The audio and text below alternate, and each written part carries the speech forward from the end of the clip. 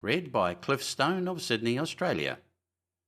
Grimm's Fairy Tales by Jacob and Wilhelm Grimm, translated by Marian and Edgar Taylor. Chapter 1. The Golden Bird. A certain king had a beautiful garden, and in the garden stood a tree which bore golden apples. These apples were always counted, and about the time when they began to grow ripe, it was found that every night one of them was gone. The king became very angry at this, and ordered the gardener to keep watch all night under the tree. The gardener set his eldest son to watch, but about 12 o'clock he fell asleep, and in the morning another of the apples was missing. Then the second son was ordered to watch, and at midnight he too fell asleep, and in the morning another apple was gone. Then the third son offered to keep watch, but the gardener at first would not let him, for fear some harm should come to him. However, at last he consented, and the young man laid himself under the tree to watch. As the clock struck 12, he heard a rustling noise in the air, and a bird came flying that was of pure gold. And as it was snapping at one of the apples with its beak, the gardener's son jumped up and shot an arrow at it. But the arrow did the bird no harm, only it dropped a golden feather from its tail and then flew away. The golden feather was brought to the king in the morning, and all the council was called together. Everyone agreed that it was worth more than all the wealth of the kingdom, but the king said, "One feather is of no use to me. I must have the whole bird." Then the gardener's eldest son set out and thought to find the golden bird very easily. And when he had gone but a little way, he came to a wood, and by the side of the wood he saw a fox sitting. So he took his bow and made ready to shoot at it. Then the fox said, "Do not shoot me, for I will give you good counsel. I know what your business is, and that you want to find the golden bird. You will reach a village in the evening, and when you get there, you will see two inns opposite to each other, one of which is very pleasant and beautiful to look at. Go not in there, but rest for the night in the other, though it may appear to you to be very poor and mean." But the son thought to himself, "What can such a beast as this know about the matter?" So he shot his arrow at the fox, but he missed, and it set up its tail above its back and ran into the wood. Then he went his way, and in the evening came to the village where the two inns were. And in one of these were people singing and dancing and feasting, but the other looked very dirty and poor. "I should be very silly," said he, "if I went into that shabby house and left this charming place." So he went into the smart house, and ate and drank at his ease, and forgot the bird, and his country too. Time passed on, and as the eldest son did not come back, and no tidings were heard of him, the second son set out, and the same thing happened to him. He met the fox, who gave him the good advice, but when he came to the two inns, his eldest brother was standing at the window where the merrymaking was, and called to him to come in, and he could not withstand the temptation, but went in and forgot the golden bird and his country in the same manner. Time passed on again, and the youngest son too wished to set out into the wide world to seek for the golden bird. But his father would not listen to it for a long while, for he was very fond of his son, and was afraid that some ill luck might happen to him also, and prevent his coming back. However, at last it was agreed he should go, for he would not rest at home. And as he came to the wood, he met the fox, and heard the same good counsel. But he was thankful to the fox, and did not attempt his life as his brothers had done. So the fox said, "Sit upon my tail, and you will travel faster." So he sat down, and the fox began to run, and away they went over stock and stones so quick that their hair whistled in the wind. When they came to the village, the son followed the fox's counsel, and without looking about him, went to the shabby inn and rested there all night at his ease. In the morning came the fox again, and met him as he was beginning his journey, and said, "Go straight forward till you come to a castle. before which lie a whole troop of soldiers fast asleep and snoring. Take no notice of them, but go into the castle and pass on and on till you come to a room where the golden bird sits in a wooden cage.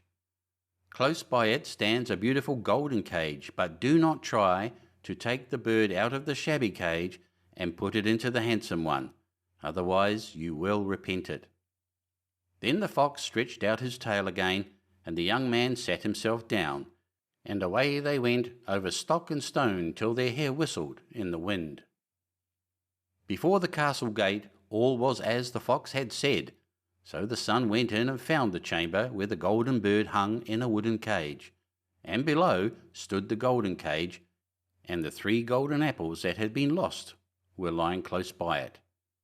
Then thought he to himself, "It will be a very droll thing to bring away such a fine bird in this shabby cage."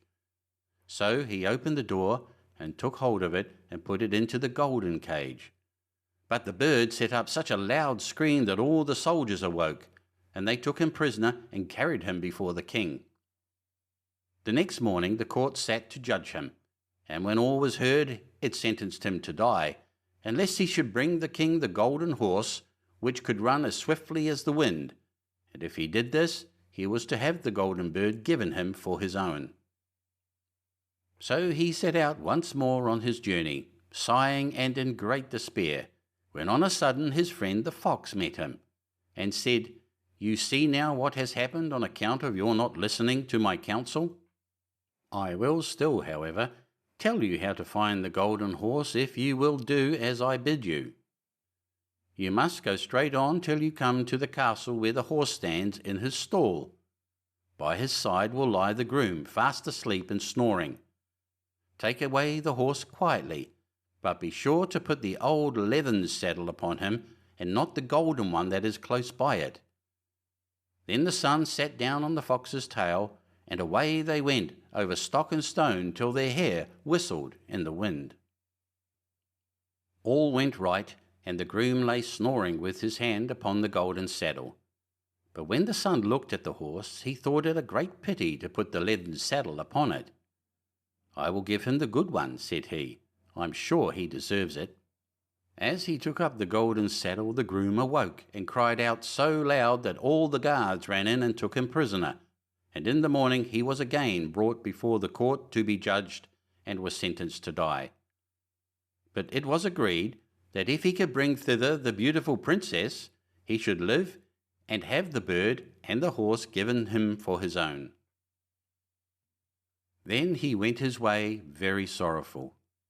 But the old fox came and said, "Why did not you listen to me? If you had, you would have carried away both the bird and the horse. Yet will I once more give you counsel. Go straight on, and in the evening you will arrive at a castle. At 12 o'clock at night the princess goes to the bathing house. Go up to her and give her a kiss, and she will let you lead her away. But take care you do not suffer her to go and take leave of her father and mother." Then the fox stretched out his tail, and so away they went over stock and stone till their hair whistled again. As they came to the castle, all was as the fox had said, and at 12 o'clock the young man met the princess going to the bath and gave her the kiss, and she agreed to run away with him, but begged with many tears that he would let her take leave of her father. At first he refused, but she wept still more and fell at his feet, till at last he consented. But the moment she came to her father's house, the guards awoke, and he was taken prisoner again. Then he was brought before the king, and the king said, "You shall never have my daughter, unless in 8 days you dig away the hill that stops the view from my window." Now this hill was so big that the whole world could not take it away. And when he had worked for 7 days, and had done very little, the fox came and said, "Lie down and go to sleep. I will work for you." And in the morning he awoke, and the hill was gone. So he went merrily to the king, and told him that now that it was removed, he must give him the princess. Then the king was obliged to keep his word, and away went the young man and the princess, and the fox came and said to him, We will have all three, the princess, the horse, and the bird." "Ah," said the young man, "that would be a great thing, but how can you contrive it?" "If you will only listen," said the fox, "it can be done. When you come to the king, and he asks for the beautiful princess, you must say, 'Here she is.' Then he will be very joyful, and you will mount the golden horse that they are to give you, and put out your hand to take leave of them, but shake hands with the princess last. Then lift her quickly onto the horse behind you, clap your spurs to her side, and gallop away as fast as you can." All went right. Then the fox said, "When you come to the castle where the bird is, I will stay with the princess at the door, and you will ride in and speak to the king. And when he sees that it is the right horse, he will bring out the bird, but you must sit still, and say that you want to look at it to see whether it is the true golden bird. And when you get it into your hand, ride away." This too happened as the fox said. They carried off the bird, the princess mounted again, and they rode on to a great wood. Then the fox came and said, "Pray kill me and cut off my head and my feet." But the young man refused to do it. So the fox said, "I will at any rate give you good counsel. Beware of two things. Ransom no one from the gallows, and sit down by the side of no river." Then away he went.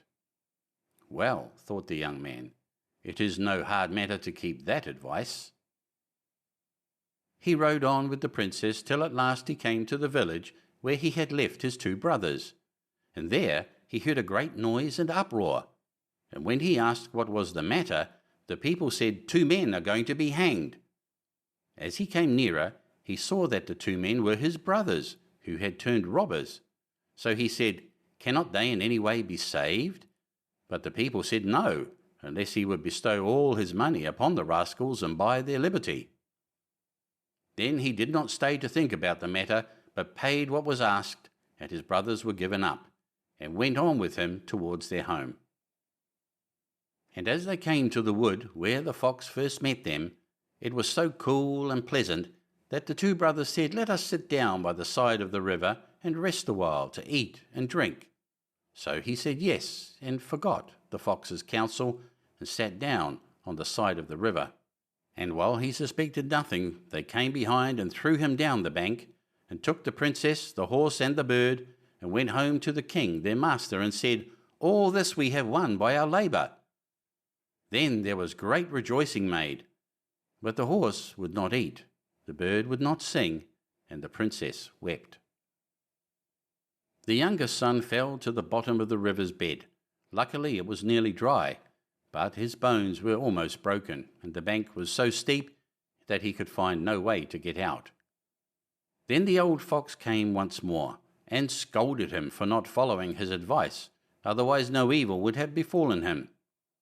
"Yet," said he, "I cannot leave you here, so lay hold of my tail and hold fast." Then he pulled him out of the river, and said to him as he got upon the bank, "Your brothers have set watch to kill you if they find you in the kingdom." So he dressed himself as a poor man, and came secretly to the king's court, and was scarcely within the doors when the horse began to eat, and the bird to sing, and the princess left off weeping. Then he went to the king and told him all his brothers' roguery, that they were seized and punished, and he had the princess given to him again, and after the king's death he was heir to his kingdom. A long while after, he went to walk one day in the wood, and the old fox met him and besought him with tears in his eyes to kill him and cut off his head and feet. And at last he did so, and in a moment the fox was changed into a man, and turned out to be the brother of the princess, who had been lost a great many years.